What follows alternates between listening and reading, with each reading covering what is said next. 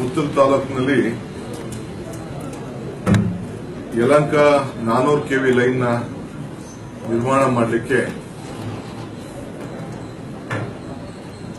ಸುಮಾರು 7-8 ವರ್ಷದಿಂದ ಬೆಂಗಳೂರು ಒಳಗಡೆ ವಿದ್ಯುತ್ ಹರಿಬೇಕು ಅಂತ ಹೇಳಿ ಅನೇಕ ಸಮಸ್ಯೆಗಳನ್ನ ಎದುರಿಸ್ತಾ ಇದ್ದೋ ಈಗೂ ಎದುರಿಸ್ತಾ ಇದ್ದೇವೆ.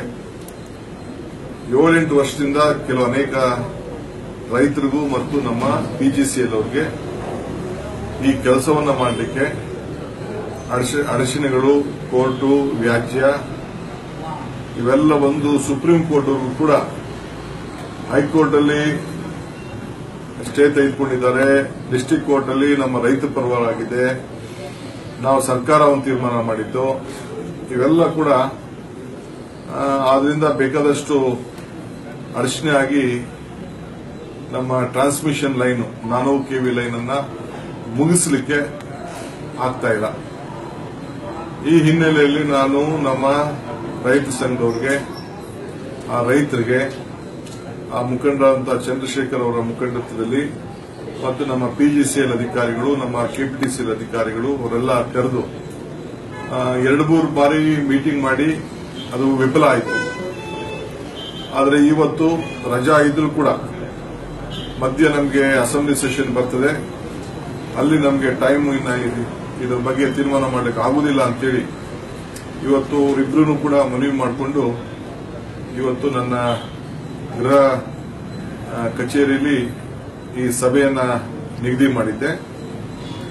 ಮಾಡಿದಂತ ಎಲ್ಲ ನಮ್ಮ ಜಿಲ್ಲಾಧಿಕಾರಿಗಳು, ಅದು ಸಂಬಂಧಪಟ್ಟಂತ ಪಿಜಿಸಿಎಲ್ ಅಧಿಕಾರಿಗಳು ಮತ್ತು ರೈತರು, ರೈತ ಮುಖಂಡರುಗಳು ಎಲ್ಲ ಕೂಡ ಇವತ್ತು ಆಗಮಿಸಿ ಒಂದು ಅಭಿಪ್ರಾಯಕ್ಕೆ ಬಂದು ಈ ಕೆಲಸ ಪ್ರಾರಂಭ ಮಾಡಬೇಕು ಅಂತೇಳಿ ತೀರ್ಮಾನವನ್ನ ನಾವು ಮಾಡಿದ್ದೇವೆ.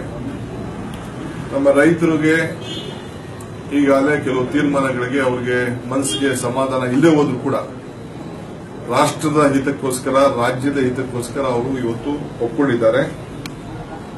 ಏನು ಕಾರಿಡಾರ್ ಲೈನ್ ಹೋಗ್ತದೆ ಆಸುಬಾಸು 46 ಮೀಟರ್.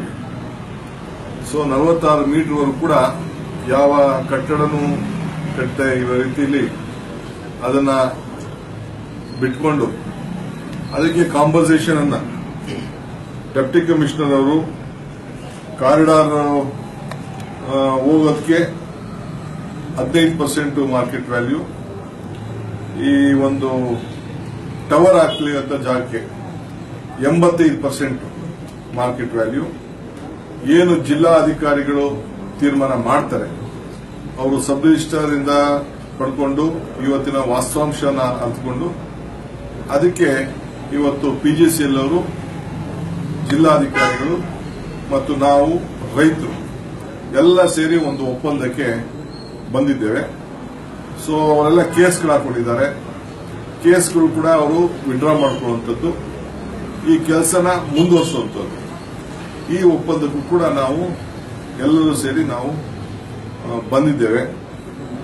ಸೊ ಅದರಿಂದ ಈ ಯಲಹಂಕ ಲೀಲೋ ಲೈನ್ ಏನಿದೆ 400 ಕೆವಿ ಲೈನ್ ಶೀಘ್ರದಲ್ಲೇ ಈ ಕೇಸ್ ವಿಡ್ರಾ ಮಾಡಿದ ತಕ್ಷಣ ಅವರು ಹಣವನ್ನು ಕೂಡ ಅವರು ಸಂಬಂಧಪಟ್ಟಂತ ಡೆಪ್ಟಿ ಕಮಿಷನರ್ ಅಕೌಂಟ್ಗೆ ಇಲ್ಲ ಡೆಪ್ಟಿ ಕಮಿಷನರ್ ಅವರು ಆದೇಶ ಕೊಡ್ತಾರೆ. ಇಷ್ಟಿಷ್ಟು ಇಂತಿಂತ ರೈತರಿಗೆ ಇವತ್ತೇನು ಒಪ್ಪಂದ ಮಾಡ್ಕೊಂಡಿದ್ವಿ ಆ ಪ್ರಕಾರ ನೀವು ರಿಲೀಸ್ ಮಾಡಬೇಕು ಅಂತ. ಆ ಪ್ರಕಾರ ರೈತರು ಮತ್ತು ಪಿಜಿಸಿಎಲ್ ಅವರು ಮತ್ತು ಸರ್ಕಾರ 3 ಜನ ಸೇರಿ ಒಟ್ಟಾಗಿ ಈ ಸಮಸ್ಯೆಯನ್ನು ಬಗೆಹರಿಸಲಿಕ್ಕೆ ಒಂದು ಪ್ರಯತ್ನ ಮಾಡಿ ಇವತ್ತು ಯಶಸ್ಸು ಮಾಡಿದ್ದೇವೆ. ಇದಕ್ಕೆ ಸಹಕಾರ ಕೊಟ್ಟಂತ ನಮ್ಮ ರೈತ ಮುಖಂಡರಂತ ಚಂದ್ರಶೇಖರ್ ಅವರ ತಂಡ, ರೈತರಿಗೆ ಮತ್ತು ನಮ್ಮ ಎಲ್ಲ ಅಧಿಕಾರಿಗಳು ಕೂಡ ಸರ್ಕಾರ ಪರವಾಗಿ, ಸಾರ್ವಜನಿಕ ಪರವಾಗಿ, ಇದು ತಮಿಳುನಾಡುಗೂ ಹೋಗ್ತದೆ ಲೈನು, ಕರ್ನಾಟಕ ಬೆಂಗಳೂರು ಒಳಗಡೆಗೆ ವಿದ್ಯುತ್ ಬರಬೇಕಾದ್ರೆ ಬಹಳ ತೊಂದರೆ ಇದೆ. ಸೊ ಅದಕ್ಕೋಸ್ಕರ ಇದು ಬಹಳ ದೊಡ್ಡ ಸಮಸ್ಯೆಯನ್ನ ಬಗೆಹರಿಸಲಿಕ್ಕೆ ಪ್ರಯತ್ನವನ್ನು ನಾವು ಮಾಡಿದ್ದೇವೆ.